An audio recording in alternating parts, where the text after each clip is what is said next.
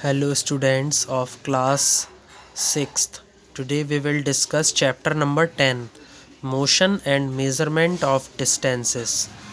And in this topic we will first of all discuss about motion. That what is motion? Motion क्या होता है? It is the phenomena in which an object changes its position with respect to time.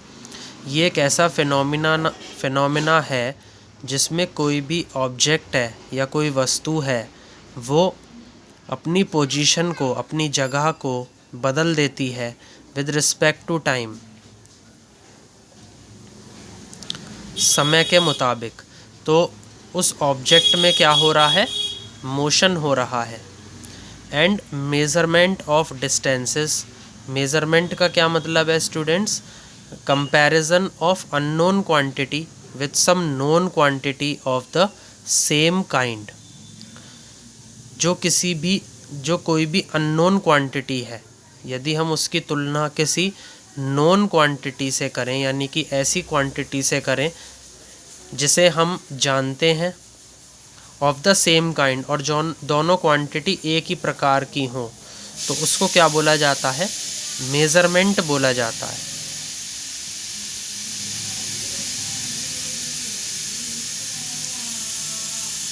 Of distances, distance क्या होता है students? Distance को हम बोलते हैं दूरी, और दूरी को मापने के लिए जो हम उपयोग करते हैं वो क्या करते हैं? लेंथ, यानी कि जो लंबाई है वो क्या दर्शाती है? दूरी को दर्शाती है। For example, the distance of a road is how long the road is. इसका सबसे अच्छा उदाहरण है कि जो रोड है, यानी कि जो सड़क है, उसकी कितनी दूरी है। तो इसका क्या मतलब है कि how long the road is, कि उस रोड की कितनी लंबाई है। तो दूरी को हमेशा लंबाई में मापा जाता है। Most common units of distances are millimetre, centimetre, metre and kilometre. और जो यूनिट्स होती हैं इसके बारे में हम चैप्टर के अंदर पढ़ेंगे। और जो दूरी की जो भी यूनिट्स होती हैं वो क्या होती हैं? Millimetre, centimetre, metre and kilometre. अब मेज़रमेंट क्या होता है इसका मैं आपको एक एग्ज़ाम्पल दे करके बताता हूँ कि सपोज़ करो स्टूडेंट्स कि हम रूलर का इस्तेमाल करके, किसी भी रूलर का इस्तेमाल करके या मीटर स्केल का इस्तेमाल करके हम क्या माप रहे हैं? उस कागज़ के टुकड़े की जो लंबाई है उसको माप रहे हैं। ओके, और मापने के बाद उसकी लंबाई कितनी आई? 15 सेंटीमीटर, और उसकी चौड़ाई कितनी आई? 25 सेंटीमीटर। तो this is an example of measurement.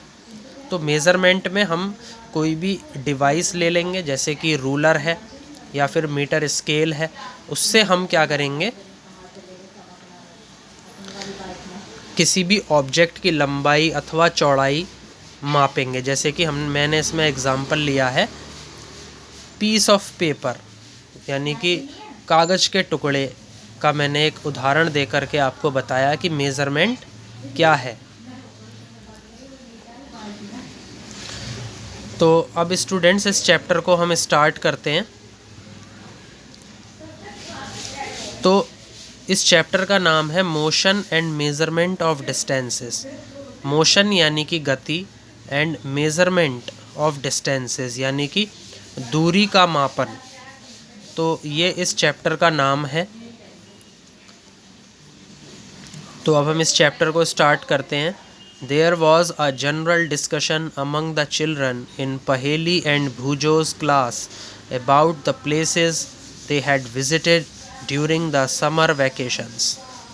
एक ऐसे ही जनरली वार्तालाप चल रहा था अमंग द चिल्ड्रन, मतलब बच्चों के बीच में, इन पहेली एंड भूजोज क्लास, पहेली और भूजो की क्लास में, अबाउट द प्लेसेस, उन जगहों के बारे में, that they had visited during the summer vacations, जो कि उन्होंने विज़िट की थी। मतलब विज़िट का क्या मतलब है कि वो जिन जिन जगहों पर वो गए थे समर वैकेशंस में, यानी कि गर्मियों की छुट्टियों में, तो उसके ऊपर कुछ वार्तालाप चल रही थी उनकी क्लास में। Someone had gone to their native village by a train, कुछ लोग उनमें से, जो कुछ बच्चे थे जो आपस में डिस्कशन कर रहे थे, उनमें से जो कुछ बच्चे थे वो अपने गांव में गए बाई अ ट्रेन, ट्रेन की मदद से, देन अ बस, फिर उसके बाद वो अपने गांव गए बस की मदद से, and finally a bullock cart, और फिर उन्होंने बुलक कार्ट यानी कि बैलगाड़ी का उपयोग किया अपने गांव में जाने के लिए। One student had travelled by an aeroplane, उनमें से कोई एक स्टूडेंट एरोप्लेन से गया। Another spent many days of his holidays going on fishing trips in his uncle's boat, और जो उनमें से दूसरा जो बच्चा था वो कुछ दिनों के लिए कहाँ चला गया, छुट्टियों पे चला गया, फिशिंग ट्रिप्स यानी कि मछलियों को पकड़ने के लिए वो छुट्टी मनाने के लिए गया। इन हिज अंकल्स बोट, अपने जो उनके अंकल थे उनकी नाव में। The teacher then asked them to read newspaper articles that mentioned about small wheeled vehicles that moved on the soil of Mars and conducted experiments। जो उनके जो शिक्षक थे उन्होंने कहा उनसे टू रीड न्यूज़पेपर आर्टिकल्स कि तुम लोग क्या करा करो, न्यूज़पेपर आर्टिकल्स को पढ़ा करो, that mentioned about small wheeled vehicles, जो कि बहुत छोटे छोटे जो व्हीकल्स होते हैं उनके बारे में उनमें चर्चा होती है। That moved on the soil of Mars, जो कि मार्स एक प्लैनेट का नाम है स्टूडेंट्स, उसकी मिट्टी पर चलते हुए दिखाए गए उन न्यूज़पेपर आर्टिकल्स में। एंड कंडक्टेड एक्सपेरिमेंट्स, और वो क्या कर रहे हैं, उसी में ही जो एक्सपेरिमेंट्स हैं उनको कर रहे हैं। These vehicles were taken by spacecraft all the way to Mars। ये जो व्हीकल्स थे ये ले जाए गए स्पेसक्राफ्ट के द्वारा all the way to Mars, Mars के ऊपर। मार्स एक प्लैनेट का नाम है स्टूडेंट्स। Meanwhile, पहेली had been reading stories about ancient India। इसी बीच में जो पहेली थी वो प्राचीन भारत के बारे में पढ़ रही थी, प्राचीन भारत की जो कहानियाँ थी उनके बारे में पढ़ रही थी। एंड वांटेड टू नो, और वो ये जानना चाहती थी, how people travelled from one place to another in earlier times, कि पहले के जो लोग बाग हुआ करते थे वो किस तरीके से एक जगह से दूसरी जगह पर जाते थे, तो वो इसके बारे में जानना चाहती थी। अगली हेडिंग आ जाती है students, story of transport. Long ago people did not have any means of transport. काफ़ी लंबे समय तक लोगों के पास कोई मीन्स ऑफ ट्रांसपोर्ट नहीं हुआ करता था। तो मीन्स ऑफ ट्रांसपोर्ट में क्या क्या चीज़ें आती हैं स्टूडेंट्स, इस पिक्चर में देखिए, जैसे कि साइकिल है, एरोप्लेन है, शिप है, बुलक कार्ट है, बसेस हैं, ट्रेन्स हैं। तो ये सभी क्या हैं, डिफरेंट मोड्स ऑफ ट्रांसपोर्ट। इनकी मदद से एक आदमी किसी एक जगह से दूसरी जगह पर जाता है। ओके, तो ये सभी क्या हैं, मोड्स ऑफ ट्रांसपोर्ट्स, और ये कुछ मीन्स ऑफ ट्रांसपोर्टेशन भी कहलाते हैं।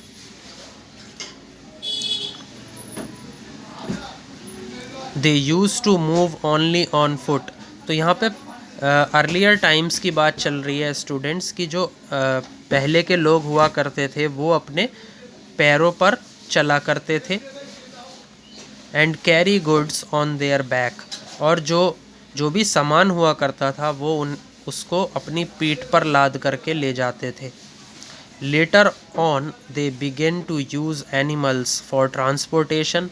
बाद में क्या हुआ कि वो जानवरों का उपयोग करने लगे फॉर ट्रांसपोर्टेशन, यानी कि एक जगह से दूसरी जगह पर उन्हें कोई अपना माल भेजना होता था तो वो जानवरों का उपयोग करते थे।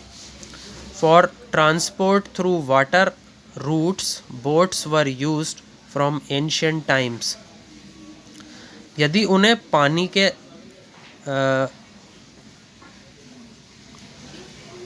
के अंदर ट्रैवल करना होता था तो पानी पर ट्रैवल करने के लिए वो नाव का इस्तेमाल किया करते थे। इन द एंशिएंट टाइम्स, मतलब प्राचीन काल में। To begin with, boats were simple logs of wood in which a hollow cavity could be made. और हम इसकी शुरुआत करें तो जो बोट्स हुआ करती थी, जो नाव हुआ करती थी, वो एक सरल लकड़ी का एक टुकड़ा हुआ करती थी जिनके अंदर बहुत खोखली कैविटी, यानी कि खोखली कैविटी बना दी जाती थी। Later people learned to put together different pieces of wood and give shapes to the boats। तो बाद में क्या हुआ कि लोगों ने ये अच्छे से जाना कि हमें जो लकड़ी के टुकड़े हैं उनको आपस में अलग अलग कैसे जोड़ना चाहिए और कैसे हमें जो नाव होती हैं उनको आकार देना चाहिए। तो अब जो लोग थे वो नाव बनाना सीख चुके थे।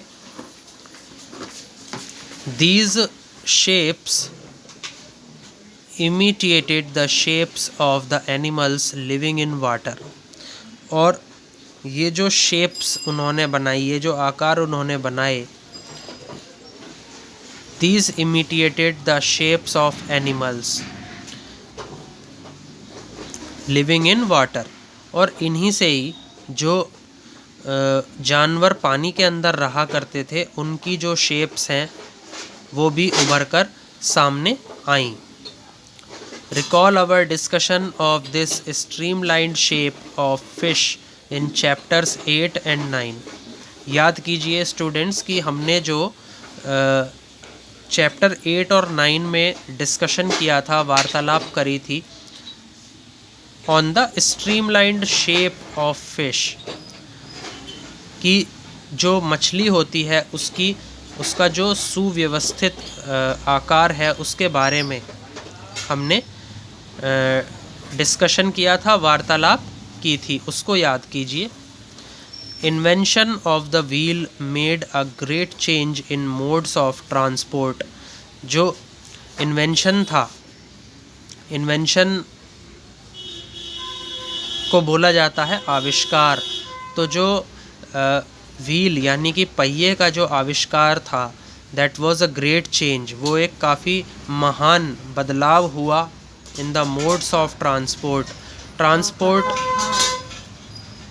ट्रांसपोर्टेशन के अंदर व्हील का जो आविष्कार हुआ था उससे बहुत बदलाव आए। The design of the wheel was improved over 1000 of years.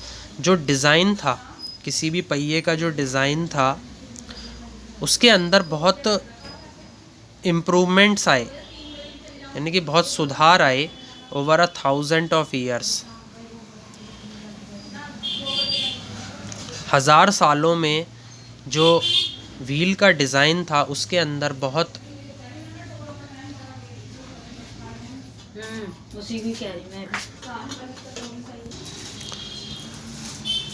बहुत सुधार आए, बहुत इम्प्रूवमेंट्स आए पिछले हज़ारों सालों में in the design of wheel.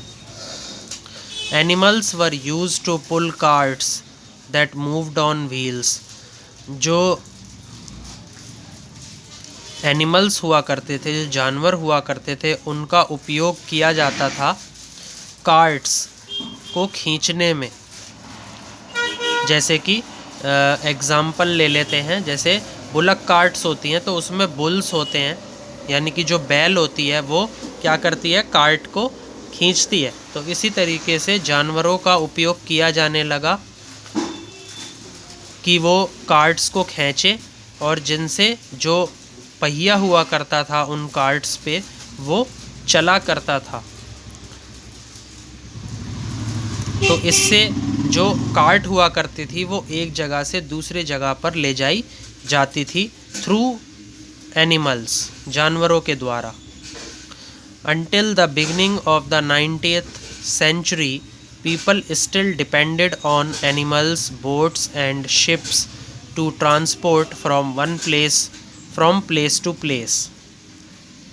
और 19वीं शताब्दी की अभी शुरुआत ही हुई थी कि जो लोग बाग थे वो जानवरों पर, नावों पर, शिप्स पर यानी कि जहाज़ों पर क्या होने लगे थे, डिपेंड होने लगे थे, निर्भर होने लगे थे to transport from one place to another, कि वो एक जगह से दूसरी जगह पर जा सकें, और जगह जगह पर जाने के लिए भी क्या होने लगे, वो इन मोड्स ऑफ ट्रांसपोर्ट पर डिपेंड होने लगे। The invention of steam engine led to the development of new means of transport. और स्टीम इंजन का आविष्कार led to the development of new means of transport, इसने एक अलग ही ट्रांसपोर्टेशन के अंदर विकास पैदा किया। Railroads were made for steam engine driven carriages and wagons. जो रेल रोड्स थी, यानी कि जो रेलगाड़ियाँ थीं, वो स्टीम इंजन के द्वारा चलाई जाने लगीं, जिनके अंदर गाड़ी होती थी और गाड़ी का जो डिब्बा है वो हुआ करता था। और उसके बाद में जो ऑटोमोबाइल्स हैं such as motor cars, trucks and buses, इनका आविष्कार हुआ। बाद में ये सब चीज़ें आ गई थी। Motorised boats and ships were used as means of transports on water. जो मोटराइज्ड बोट्स थी यानी कि नाव थी, एंड शिप्स यानी कि जो जहाज़ थे, वो मीन्स ऑफ ट्रांसपोर्ट मतलब ये जो ट्रांसपोर्ट थे ये कहाँ के लिए बने, वाटर के लिए यानी पानी के लिए। अगर आपको पानी में एक जगह से दूसरी जगह पर ट्रैवल करना था पानी के रास्ते, तो आप किन किन मोड्स ऑफ ट्रांसपोर्ट का उपयोग करेंगे, मोटराइज्ड बोट्स एंड शिप्स का। The early years of 1900 saw the development of aeroplanes. और 1900 जो आपका ईयर था उससे उससे पहले कुछ सालों में हमने देखा कि जो एरोप्लेन्स थे उनका विकास कैसे हुआ। These were later improved to carry passengers and goods. और ये इनके अंदर बाद में काफ़ी सुधार आया, जिससे ये गुड्स यानी कि जो माल था उन्हें, और पैसेंजर्स यानी कि जो लोग बाग उनके अंदर बैठ कर के ले जाए जाते थे, उस चीज़ के अंदर बहुत सुधार आया। Electric trains, monorail, supersonic aeroplanes and spacecraft are some of the contributions of the 20th century. Electric trains यानी कि ऐसी ट्रेन्स जो इलेक्ट्रिसिटी के माध्यम से चलती थीं. मोनोरेल्स, सुपरसोनिक एरोप्लेन्स एंड स्पेसक्राफ्ट्स, ये कुछ कंट्रीब्यूशंस थे यानी कि योगदान रहा इनका 20th सेंचुरी में, यानी कि जो 20वीं शताब्दी है उसमें. Figure 10.1 shows some of the different modes of transport. Figure 10.1 में हमने अभी वीडियो में देखा था कि कुछ मोड्स ऑफ ट्रांसपोर्ट दिखाए गए हैं अलग अलग. Place them in the correct order, उनको एक सही ऑर्डर में लगाएं. From the earliest modes of transport to the most recent, और ऑर्डर आपका क्या होगा कि जो पहले यूज़ किए जाते थे ट्रांसपोर्ट उनको लगाना है, फिर आपको जो अभी कुछ समय में आए हैं मोड्स ऑफ ट्रांसपोर्ट फिर आपको उनको लगाना है. तो इस ऑर्डर में आप मोड्स ऑफ ट्रांसपोर्ट को लगाएंगे. Are there any of the early modes of transport that are used in today, that are not in use today, कि कुछ अर्ली मोड्स ऑफ ट्रांसपोर्ट भी हैं क्या कोई, that are not in use today, जो कि उपयोग में नहीं आते आज के समय में.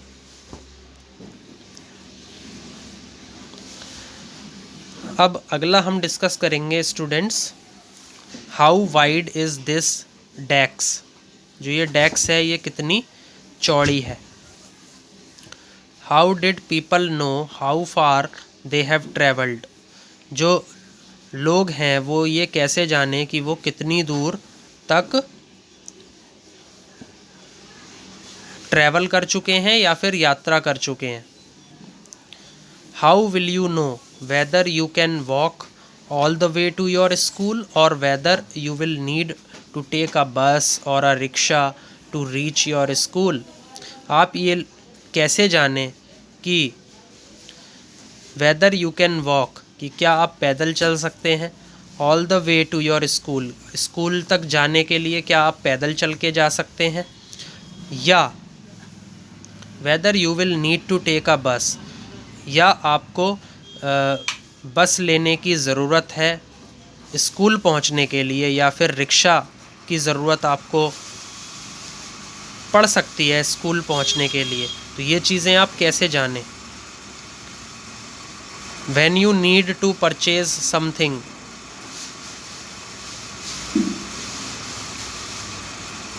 Is it possible for you to walk to the market.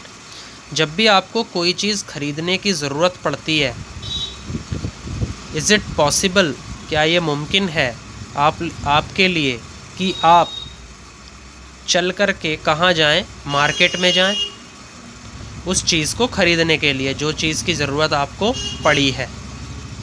How will you know the answers to these questions, आप ये कैसे जानें कि इन क्वेश्चंस का जो आंसर है वो क्या होगा.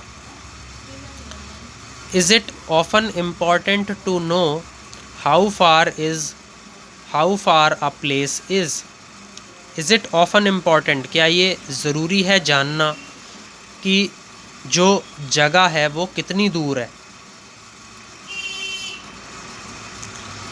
So that we can have an idea how we are going to reach that place. और इसको जानना इसलिए भी ज़रूरी होता है स्टूडेंट्स हमारे लिए, क्योंकि हमें क्या हो जाता है, एक आइडिया हो जाता है कि यदि हमें उस जगह की दूरी के बारे में पता लग जाए कि वो जगह कितनी दूर है, तो हमें और कितना जाना पड़ेगा उस जगह पर पहुंचने के लिए, इस चीज़ का भी हमें आइडिया अपने आप होने लगता है. वॉक यानी कि हम वहाँ पर पहुँचने के लिए क्या हम चलकर जा सकते हैं. टेक अ बस और अ ट्रेन, क्या हम वहाँ पे पहुँचने के लिए बस का इस्तेमाल कर सकते हैं या ट्रेन का इस्तेमाल कर सकते हैं? अ शिप, क्या हम जहाज़ का इस्तेमाल कर सकते हैं उस जगह पर पहुँचने के लिए? एन एरोप्लेन, क्या हम एरोप्लेन का उपयोग कर सकते हैं वहाँ पे पहुँचने के लिए? और इवन अ स्पेस क्राफ्ट, या हम स्पेस क्राफ्ट का उपयोग कर सकते हैं उस जगह तक पहुँचने के लिए। Sometimes there are objects whose length or width we need to know. कभी कभी कुछ ऐसी वस्तुएं होती हैं जिनकी लंबाई अथवा चौड़ाई जानने की ज़रूरत हमें पड़ती है। In Paheli and Bhujo classroom there are large desks which are to be shared by 2 students. जो पहेली थी और जो भूजो था, उनके क्लासरूम के अंदर बहुत बड़ी बड़ी क्या होती थी? डेस्क होती थी that were shared by 2 students, जिन पर 2 विद्यार्थी आराम से बैठते थे। Paheli and Bhujo share 1 desk but, Paheli और भूजो एक ही डेस्क क्या करते थे? शेयर करते थे, आपस में बांटते थे। But frequently end up objecting that other is using a large share of the desk. लेकिन frequently क्या हुआ? They ends up objecting that other is using a large share of the desk. जो अन्य विद्यार्थी हुआ करते थे उनकी क्लास में, वो ज़्यादा मात्रा में क्या करते थे? उस डेस्क को बांटा करते थे। On the teacher's suggestion they decide to measure the length of the desk.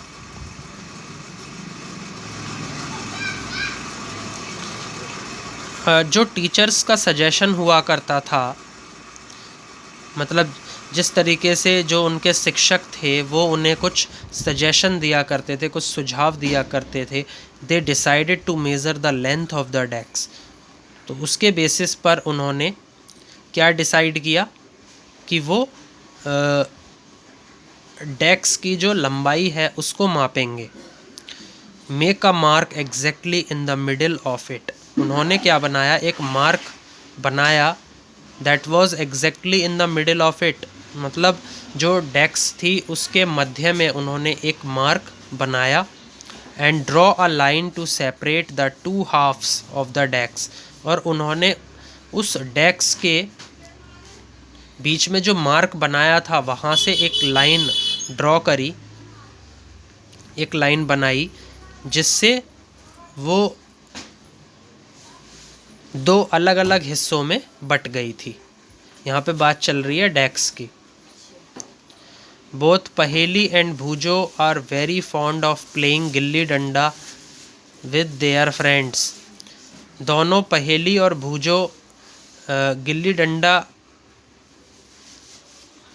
खेलना पसंद करते थे अपने दोस्तों के साथ। भूजो brought a set of gilli and डंडा विद हिम, जो भूजो था वो खरीद करके लेकर आया गिल्ली और डंडे का एक सेट अपने दोस्तों के साथ जा कर के। Here is how they tried to measure the length of the desk using the danda and the gilli.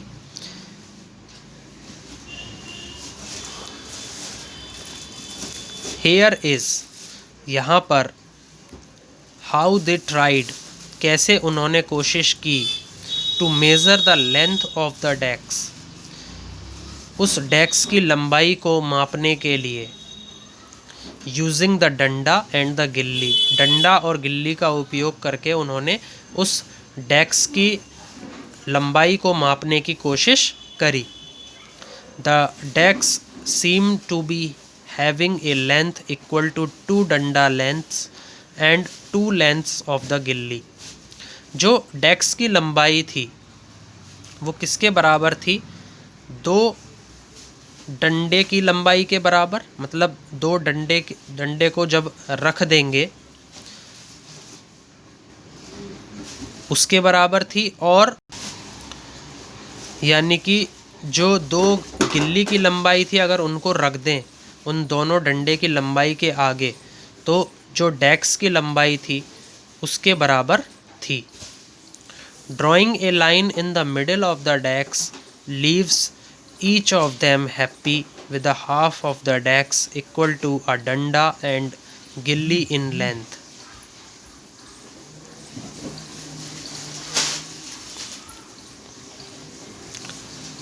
Line उन्होंने क्या करी, एक लाइन बनाई in the middle of the desks, desks के बिल्कुल मध्य से उन्होंने एक रेखा को, एक लाइन को खींचा। Leaves each of them happy, उन हर एक को खुश कर दिया। With the half of the डेक्स equal to danda and gilli in length, जिसके बाद उन्हें ये पता लगा कि जो आधी डेक्स थी वो डंडे और गिल्ली की लंबाई के बराबर थी। After a few days the marked line gets wiped out, कुछ दिनों के बाद जो लाइन उन्होंने बीच में बनाई थी वो उसका क्या हो गया, सफाया हो गया। Bhujo now has a new set of gilli and danda as he lost his old one, जो भूजो था अब उसके पास एक नया सेट था गिल्ली और डंडे का। As he lost his old one, जो पुराना सेट उसके पास था वो उसने खो दिया था, अब उसके पास क्या था, एक नया सेट था गिल्ली और डंडे का। Here is how the length of the डेक्स seem to measure using the gilli and danda, और इस तरीके से डेक्स की जो लंबाई थी उन्होंने उसको मापा, किसकी मदद से, गिल्ली और डंडे की मदद से। फिगर 10.2 में क्या दिखाया है, measuring the length of a डेक्स विद गिल्ली एंड डंडा, गिल्ली और डंडे से उन्होंने किस तरीके से डेक्स की जो लंबाई है उसको मापा। 10.3 फिगर में दिखाया है measuring the length of the डेक्स with a different set of gilli and danda. 10.3 figure में डेक्स की लंबाई को उन्होंने मापा with different set of gilli and डंडा, अलग अलग सेट उन्होंने लिए गिल्ली और डंडे के उससे। तो आई थिंक स्टूडेंट्स आपको यहाँ तक की जो वीडियो है ये समझ में आ गई होगी। Please like share and subscribe my video. Thank you.